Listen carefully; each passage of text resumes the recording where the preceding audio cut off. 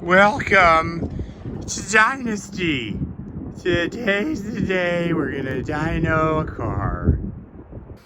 That is the extent of my enthusiasm. I'm a little sleepy because I only got 3 hours of sleep, but we're gonna try to keep a car together for 1 to 2, maybe 2 or 3 pulls, maybe.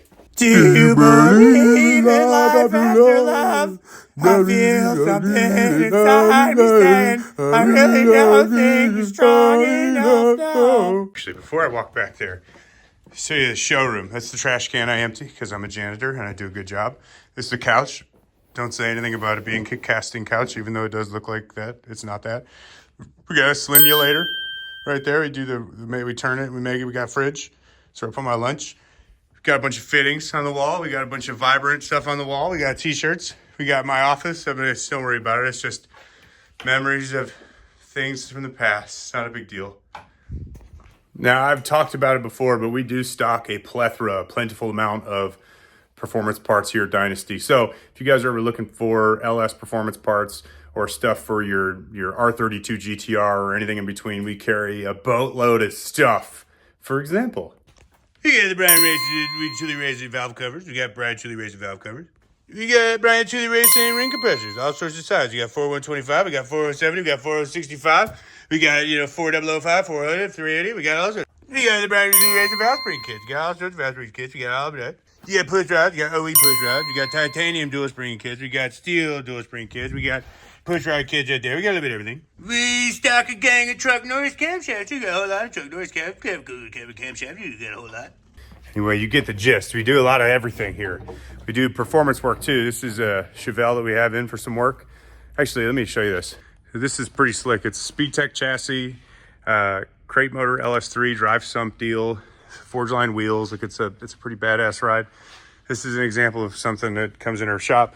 Came in for something unrelated. We had to do a fuel level sender calibration, and this is all the stuff that we have found in the tank. So it looks like Eastwood, that some type of tank coating inside has come apart.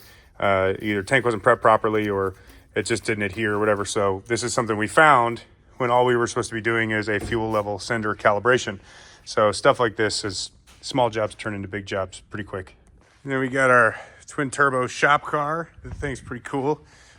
And then this is a S197. Is that the chassis code? Mustang that we're doing for a customer, drag and drive deal, single 76 on a B15 LSX. This thing is going to be pretty dope when it's done. Another Chevelle C7Z, just a lot of stuff. And then this turd.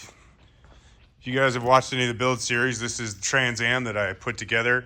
For a recap, we have a stock bottom end, stock head LS3. So the only thing this thing has is a BTR red hot cam, shaft rocker kit, and that's it for internals. Delphi lifters, everything from the shelves here at Dynasty that you can purchase. It has a single VS Racing 88mm turbo. It has a TH400 with a PTC converter, and it's got a Mosier or something rear end. I don't remember. Either way, I bought this car as a roller, put it together, Haltech Nexus ECU, and we're gonna see if we can keep it in one piece, maybe 2 pieces. Let's just see if we can keep it in a piece for the duration, or maybe it'll do nothing. Either way, we're gonna find out, right? Also, just as a quick pro tip, if you buy a Truck Norris camshaft from dynasty.com and you use the code CLAPPEDNORRIS, you might save a little bit of money. So I didn't put the antenna on the Nexus, and I'm worried about the Wi-Fi signal. So we got a 12 to 15 foot cord situation. Hal's really excited. He loves being in clapped out videos. It's his favorite thing in the world. Sorry. Just a quick recap update. I didn't film this, but 478, 406, that's just a tiny pull, like a couple thousand RPM, and it made 478 to the tire, which is pretty cool. That's 5 pounds of boost, and that's at 4,800 RPM speed. So now that that's over and I'm done shatting my pants, we can maybe see what it makes to redline. Honestly, I don't know. One thing to highlight here is the downpipe. Obviously goes out there, but for wastegate boost, there's a pipe right here that crosses into the downpipe. It's like a 2.5, 3-inch pipe, and it's restrictive. Maybe not at this boost level, but it is. So all the wastegate stuff. I'll throw up my mouth a little bit. All the wastegate stuff is full exhaust out the ass end. So let's see what it see. I mean, let's just make sure everyone has a good time.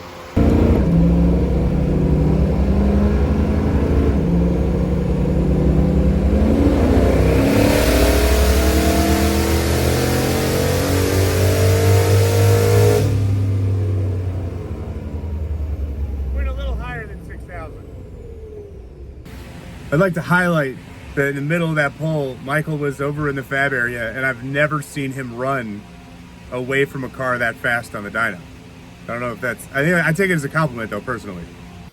All right, so I have to interject clips from my home office because let me get the guns out of the background before we get demonetized. I didn't film in between pulls because it was kind of hectic and I just wanted to make sure everything was okay. So the first full pull on wastegate boost through the full exhaust, the car made right around 470 to the tire.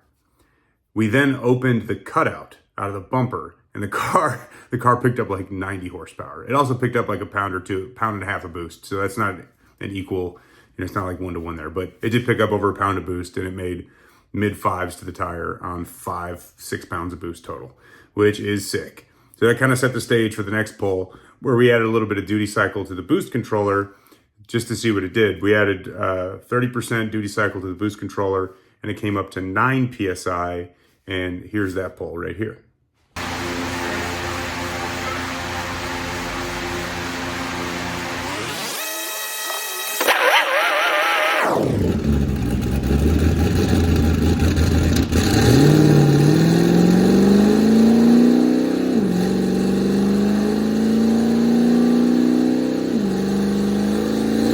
I'm in danger.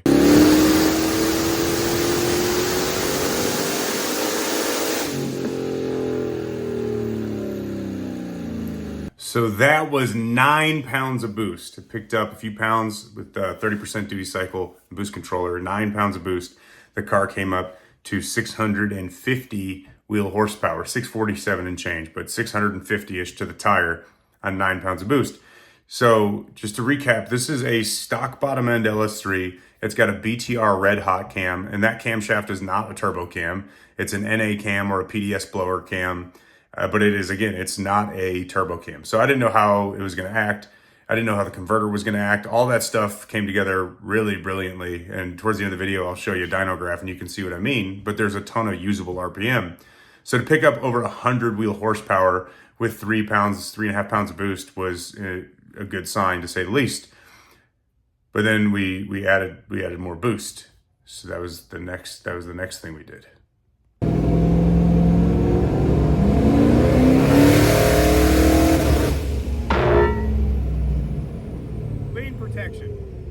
So it ran away on boost. Like it spiked like 16 or 17 pounds and lean protection kicked in. We had overboost protection set and it was about to tickle that.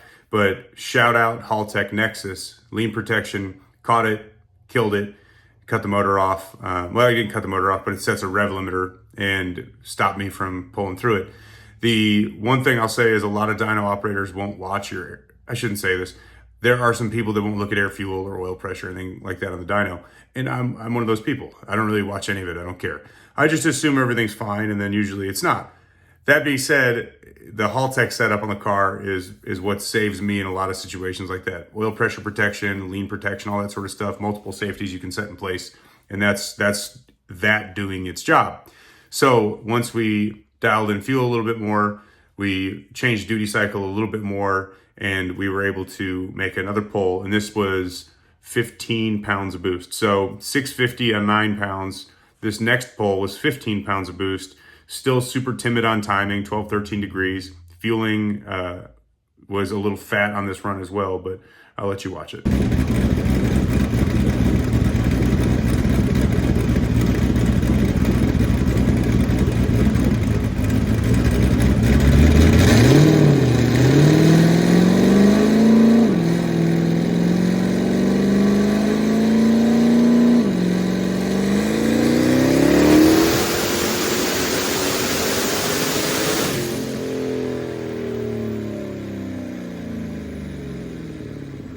Now that was the first pull in the car where I was like, all right, this thing's ready to rock and roll. It made on 15 pounds of boost. Again, timing is chill, fueling is chill. Made 750 to the tire on 15 pounds. So looking at the data log, we had towards the mid-range and top end of the pull, it was in the 10s for air fuel. So my mindset was, let's just add more boost to the thing. I don't care. Let's just see what happens. The only changes that Hal made to the tune was he leaned it out in the mid-range and the top end where it needed it. And we went from, this was 13 degrees of timing towards the peak at the top end of the pole. We put 2 degrees of timing into it just to see. I was like, I'll put 10 degrees. I don't care. So this had 13 to 14 degrees of timing towards the upper RPMs. And it picked up a decent amount. And this was one of the final pulls of the day. Again, 15 pounds of boost, stock bottom end LS3, naturally aspirated camshaft, stock intake manifold, TH400, and this is that final pull.